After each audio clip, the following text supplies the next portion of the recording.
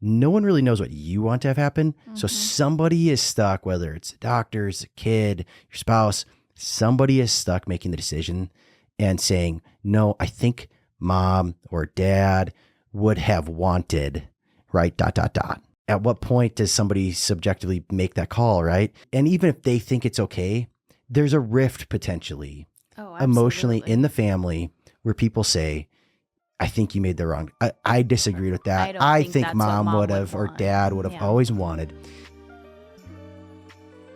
Information presented on this program is believed to be factual and up to date, but we do not guarantee its accuracy, and it should not be regarded as complete analysis of the subjects discussed. Discussions and answers to questions do not involve the rendering of personalized investment advice, but are limited to the dissemination of general information. A professional advisor should be consulted before implementing any of the options presented. Encompass More Asset Management LLC is a registered investment advisor with the U.S. Securities and Exchange Commission and only transacts business in states where it is properly registered or is excluded or exempted from registration requirements. Hey everyone, welcome back to another episode of the Ducharme Wealth Management Podcast. Today we are recapping something that we think is so important that we worked on with people this last quarter, and that is estate planning. We've talked about it before on the podcast. Your loved ones have probably talked to you about it. You've maybe talked to your loved ones about it, but there's a lot of ambiguity of like, what is estate planning? Don't the lawyers do that? Don't the attorneys do that? And so what did you guys possibly do to help clients with that this quarter? And so we figured, let's recap some of our wins and help people understand a little bit, like, what is that? How does it play a role? And is it something that people should be thinking about? And for those of you that are listeners, that I know there's actually quite a few of you out there that are maybe a little bit younger, still kind of doing things yourself, or, starting to help mom and dad along, whatever. You're kind of following along to get some of those insights and work on this stuff. Like, we want to make sure that we give you guys some value too, so that you can start making sure that you're on the right track as you get ready to maybe work with us in the future. So with that, Carissa, why don't you give a quick, just a rundown, like what are the 5 big estate planning documents people sometimes don't understand all exist? Okay. So when it comes to estate planning, the main documents or like the key components of that would be a will. And that could be like a pour over will, making sure everything is encompassed there. You have your healthcare directive, which says, how do I want things to happen if I'm, unable to take care of my medical needs? I'm appointing somebody to make those decisions for me. A financial power of attorney, which is if you're incapacitated or unable to make those financial decisions, somebody's going to step in and be able to do those for you. Sure. Let's see. Trust. Where am I at? Oh, yeah. A big one, the trust. Yep. And was that 4 or 5? Yep. That was 4. And it was unfair to give you a list of 5. The other 2, there's generally in the traditional framework, the 5th would be the deed, the deed of trust to put the home to actually retitle the home into the trust if you guys have, if there's real estate involved. But the other one that I think is actually really valid that isn't traditionally talked about a whole lot that I found this last quarter was actually really applicable to a lot of people, and we went and worked on that, is the like a general assignment, particularly for business interests. Yes. So if you own a business, hard for that to be owned by the trust sometimes, but you can have a document that just says, hey, this business specifically, if something happens to me, right, just boom, put it right in the trust. I want it to, it's kind of like creating almost like a transfer on death for maybe a business asset or something like that. And that's actually huge. I've seen that before, and it's not done right. So yeah, trick question, hit you with 5 and there's actually maybe 4, maybe 6. I guess it depends on how you want to clump them together. But yeah. So there's that main framework for estate planning, right? And oftentimes people think, well, don't attorneys do estate planning? And yes. And particularly if you're ultra high net worth, you definitely need an attorney involved in the major complexities, right? Absolutely. For most of our clients in that mass affluent and high net worth space, a lot of times they're going to have an attorney involved in drafting some initial documents, but it's not super, super complex when you're not worried about estate tax implications, right? So if your estate is worth less than like $26 million, it's not super, super complicated, but you want to make sure that you have the framework, the documents in place. And so those kind of key documents provide the framework, but that's not the entirety of it. So once you have the framework in place, right? Like, hey, I've had my documents drafted, right? I put on paper, if I'm incapacitated, should my kids, keep the life support on or not, right? Yeah. I've designated my financial power of attorney. So if something happens to me or I need some help, someone I trust can help me with taking care of my financial matters. I've got my home and property in a trust, and I've got this trust set up and my beneficiaries designated and my successor trustees and all this stuff done.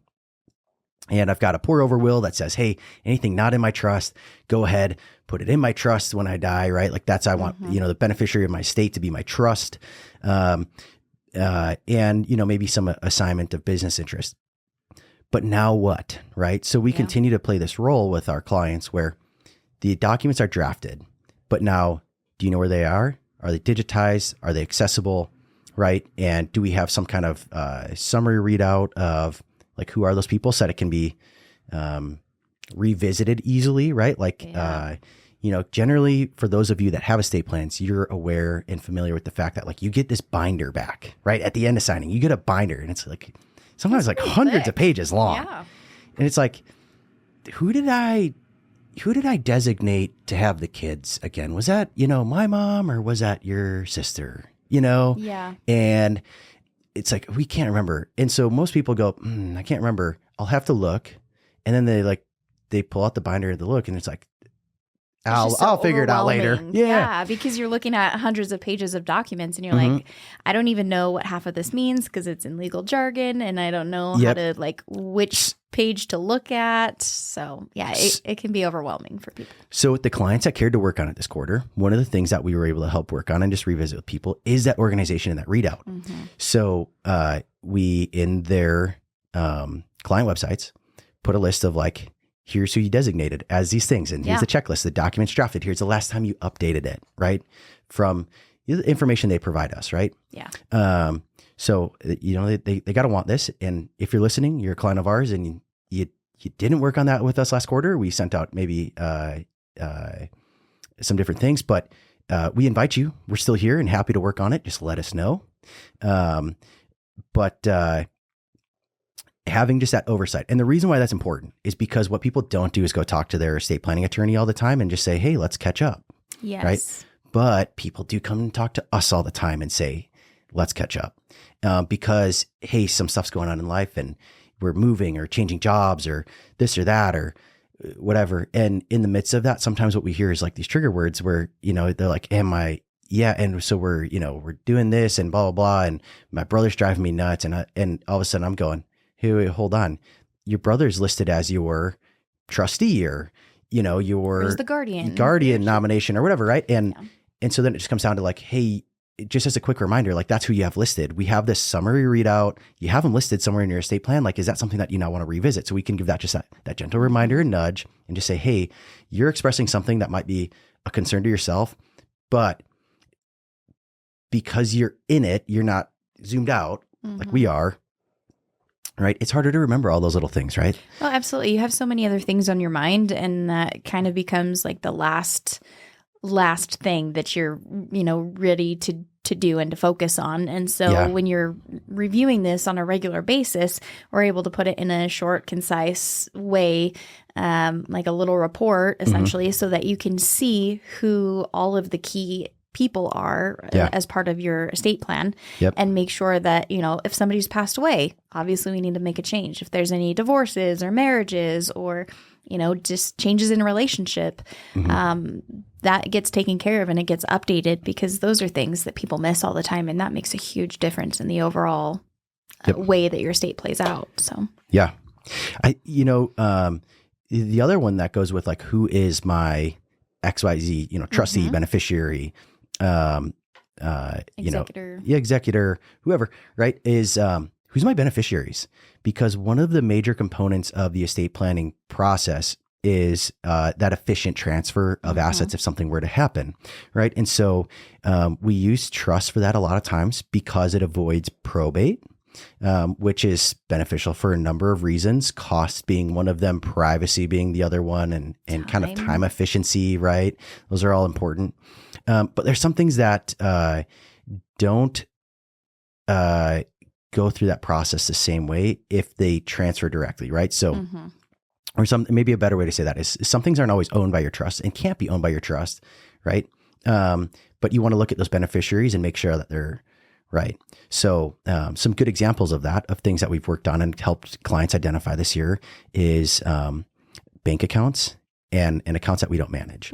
So in a perfect world, we'd have access to all of our clients' financial data everywhere, but we don't. It's not practical. And I don't even know if I don't even know if that would be legal, right? So like things we don't have access to, life insurance policies, right? That we didn't help them get, 401k accounts that we don't manage,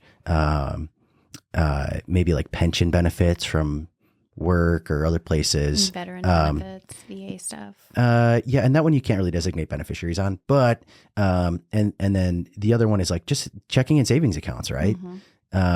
Which sounds like, well, yeah, but in a perfect world, everything that it can be titled in the trust is titled in the trust, right? Checking accounts, savings accounts, titled in the trust, right? However, the problem is that there's a practicality trade-off. Okay. Everything in finance is about the efficiency and the trade-off, right? So like, I'll use myself as an example.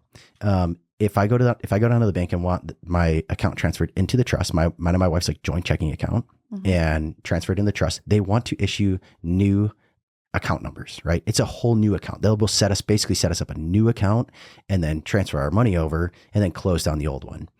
And look, that's just from a realistic standpoint, it's just a nuisance, right? New cards, got to go set up new auto pays or right, like redocument stuff different places. Like it just becomes a whole process. Yeah. Alternatively, we can just add a beneficiary, add the trust as a beneficiary. And if something happens to one of us, the other is still on the account. If something happens to both of us, boom, it goes right to the trust, which would have been the benefit largely of it being in the trust name. Yeah. So not perfect, but from an efficiency standpoint, it's the outcome or choice we decided to make. Yeah. Now, when we go through and we review beneficiaries to say, hey, okay, so from your planning perspective and everything you've told me about your life goals, your family situation, who you want to have what, how this all looks, and we're kind of tying this all back together, this is basically what your beneficiaries probably would be looking like. And they go, oh yeah, I think that's what it is. And we go double check. Yeah. And then like I had this conversation with somebody this last quarter, and it turns out on one of their retirement accounts that we did not manage, so I didn't have the oversight, they had an ex-spouse listed still. And so it's amazing how often that happens and people don't realize. Right. And so they said, oh, wow, it's that. And I said, now here's the thing. If you want it to go to the ex-spouse because you think that they're going to take care of the kids, that's okay. However, you also could just have the trust set up that maybe the ex-spouse, if you have that good relationship, maybe they're just the trustee, but the assets go to the trust and are then designated and have to be used for the kids' benefit. So there's kind of some checks and balances around that, right?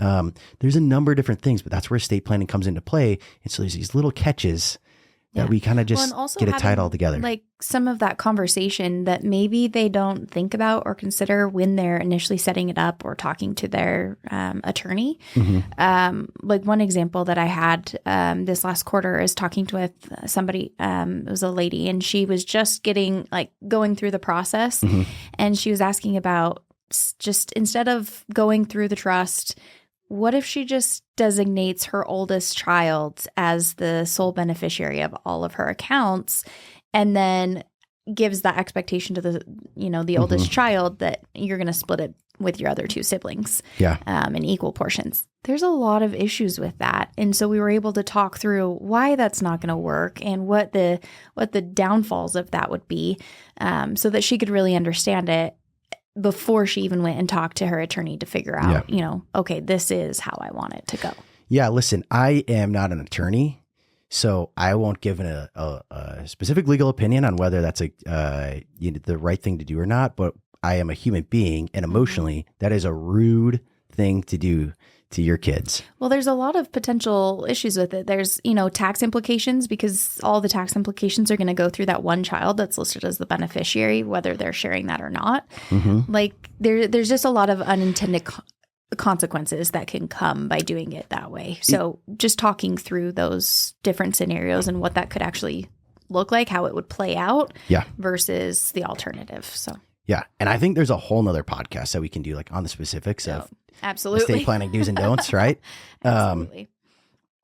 But I think just having like the conversation, like as the financial planners are on, who are the beneficiaries, right? Another one, going back to the assignment of business interests that I talked about earlier, is like, you can't, if you're a solo entrepreneur, an entrepreneur, right? And you have these business bank accounts and your operating accounts and all that stuff. Like sometimes there's significant amounts of money in those accounts. And if you have the general assignment of business interest, the idea is you're going to try to quickly and quietly and privately as possible, get that transferred into the trust, right? Or get access to that, those funds, whatever needs to happen, without it having to go through probate. Because you can't, on a normal like checking account, you can say, hey, transfer on death. You can assign that beneficiary. On a business checking account, savings account, at least at any institution I'm aware of, you cannot put that beneficiary designation on a business account because businesses can't die. Yeah. Right. So you can't transfer on death the business. It's a separate entity from the person.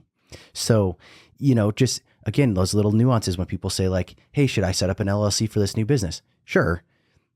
But there's a couple other data points that if you do it, there's a right way to do it and there's kind of a wrong way to do it. And when things are really small, right? If you're setting up a little LLC because you're going to sell something at the farmer's market and make a little kind of side money here and there, nothing big, right? Yeah, it's not as impactful. I get it.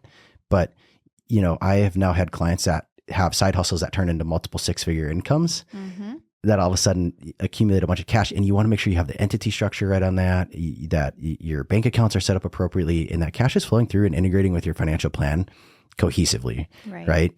There's a lot of moving parts when you start getting into the larger businesses. Especially if you do a lot with real estate and like developments or real estate. Additional levels of complexity that you want to ensure you're doing everything right so that you don't have those complications when something goes wrong. Yeah. Super important stuff to have. One of the other things that I think was a big win for me this last quarter and talking to a lot of clients about this was helping people understand that a lot of, there's really two segments or components to the estate documents, right? So the estate plan, one is for after you're gone, right? Like what happens to the estate after you're gone. And a lot of people don't like thinking about that, but they're somewhat willing to, that's what it's traditionally thought of. And then there's another component that's like, what if you're still here? And that's a part that is the advanced healthcare directives, the power of attorneys, and people forgetting like, hold on, like you want to still define out what you want to have happen, particularly if you're going to put the responsibility on somebody else while you're still alive. Because that is a big responsibility emotional for burden. Somebody to take on. Yeah. And you may think you know what's somebody wants, or you may think someone knows what you want, but a lot of times it's not communicated unless it is in an estate plan and it's like written down. Listen, so if you're a kid that's got aging parents or you are the aging parents, right? Like whatever it might be. Look, I'm 31. I have estate documents, right? Let's talk about like the really unfun situation of you get in a catastrophic type accident, you're on life support and you've got a couple kids and no one can come and help make decisions, or your spouse maybe can make decisions, right? Or they go and through a quick process, they pay tons of money to an attorney to quickly get a conservatorship in place so they can make decisions. But whatever happens, no one really knows what you want to have happen. So somebody is stuck, whether it's doctors, a kid, your spouse, somebody is stuck making the decision and saying, no, I think mom or dad would have wanted, right, ... to stay on life support if there was a certain chance, or to just pull it right away, or stay on it for a certain amount of time and play it out. At what point does somebody subjectively make that call, right? Whereas, and even if they think it's okay, there's a rift potentially Oh, emotionally absolutely. in the family where people say, I think you made the wrong. I disagreed with that. I don't I think think that's what mom mom would would have or want. dad would have Yeah. always wanted. And so having something in writing that just says, no, listen, 5 years ago, mom put in writing, this is what she wanted, or dad put in writing, whatever it is. And I just executed according to their wishes that they had on paper, right? Given the data that we had and whatever the doctor was saying or whatever, right? Like I just did what they wanted. You can relieve a lot of whoever you're asking to carry that burden, you can relieve them of a lot of the burden by having the proper documents, right? Well, I mean, I can tell you a little experience. When my grandma was sick, she was actually really very healthy, and then she fell and broke her hip, and then she had to go into a rehab home and just kind of started going downhill very quickly. And when she was going in surgery, because it happened very quickly, we were kind of scrambling to try and find her documents, her estate plan, figuring out what to do, because we knew she had one, but we hadn't really gone through the process of finding where it was and having everything organized and ready. Yeah. And so I know my mom and her brother were really trying to figure out, do you know what mom wanted? I don't know if we've had that conversation. And so we were so grateful we were able to find that, because she did have a DNR. And so if something had happened, that's probably not what they would have done, but that's what my grandma had wanted. So, I mean, just having that in writing and not having, when you're already emotionally exhausted and just emotions are really high, you don't want to have to be making a decision based on, I think. Yeah. And to scramble to find the documents it goes back to a really good key reason why it's stressful. You have to have the originals, right? Like have the originals, keep them safe. Put them in the fireproof safe, whatever you have. Safety deposit box of the bank, maybe. Probably not the best, but it's hard, because then who has the key? Where's the key? How do we get in? Right. But that's why we also digitize it, put it in client files. We keep them, secure and encrypted, but we have digital copies. So that way, when it's like, hey, something happened, which we kind of already have the briefing of like, what's going on, who's the what, where, who, and then who are all the other people on the financial team, right? Like when we have the clients that lean in and they give us the information and they keep us updated, not to like have meetings all the time, but just quick emails, right? It makes a big difference. And so when something happens, we can say, oh, here's who the insurance agent is. Here's who, was taking care of their home and auto. Here's who their doctor, who we know to be their doctor or their other specialists or, whatever. Here's, obviously like we have the money, but here's where their bank accounts are at. Here's maybe the name of the banker they normally worked with, or well, and we also know who their trusted contact is, who we can actually discuss with if they, let us know. Who's the attorney, who's the tax guy, who else is on this whole team that's, helping mom or dad, brother, sister, whoever. This, because it's the worst time, right, that you want to be trying to figure that stuff out and get it organized. So this last quarter was all about trying to help clients get organized. And again, not every client leans in all the time when we, ask them to. We can only do as much for you as you let us. Right. For those of you that don't feel you're totally organized right now, like we are here for you. Time to give us a call, email us, whatever needs to happen. And we will help you put in the work to make sure that you're organized and feeling confident and comfortable.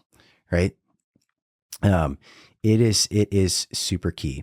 So if you don't have documents drafted, I encourage everyone to get documents drafted, because like, even if you're the 18-year-old kid, get the document drafted, right? Maybe you probably don't need a trust. I get it. No. You might not even really need a will. I get it, right? There's maybe nothing to really leave behind. But you're 18, so power of attorneys all of a sudden matter, because mom and dad can't help you the same way as when you were 17. So even just getting some simple documents done, appointing your parents, if that's who you still, like and trust, which I get can be a dicey conversation at 18 years old. But get it done. So most people need some kind of estate documents done.